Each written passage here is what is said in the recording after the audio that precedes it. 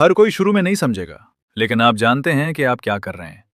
इस वीडियो में जो गेम आप देख रहे हैं उसे पिंग पोंग कोऑर्डिनेशन चैलेंज कहा जाता है। पहली नजर में आपका वजदान और आपका दिमाग फैसला कर लेते हैं कि कौन जीतने वाला है।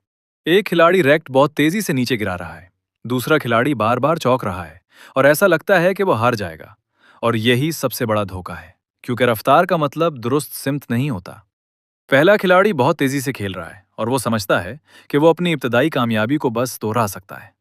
दूसरा खिलाड़ी शुरू में सुस्त दिखाई दे सकता है, लेकिन वो खेल को समझने पर तवज्जो दे रहा है। फिर एक ऐसा लम्हा आता है जिस पर आप यकीन नहीं करेंगे।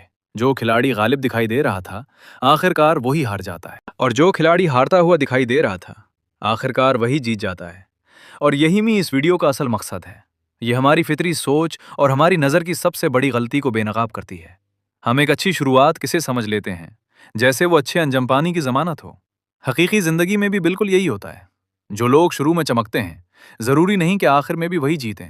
और जो लोग इब्तदा में गलतियां करते हैं, मुमकिन है कि वो दरअसल अपनी दरस्तगी और महारत बना रहे हों। जिंदगी का फैसला इससे नहीं होता कि आगाज में क्या हुआ। जिंदगी का फैसला मुसलसल और दुरुस्त हिकमत अमली से होता है।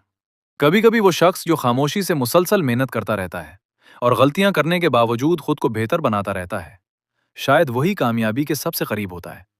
ये वीडियो आपके जहन में खामोश सवाल छोड़ जाती है। हमने कितनी बार किसी की कहानी का फैसला उसके अंजाम से पहले कर लिया? हमने कितने लोगों को सिर्फ इसलिए कम समझा क्योंकि उन्हें दुरुस्त होने में ज्यादा वक्त लगा? जिंदगी भी इसी खेल की तरह है। कामयाबी उस शख्स को नहीं मिलती जिसकी शुरुआत सबसे अच्छी हो, बल्कि कामयाबी उसे मिलती है जो खेल को सबसे पहले समझ लेता है। वो जीत जाता है।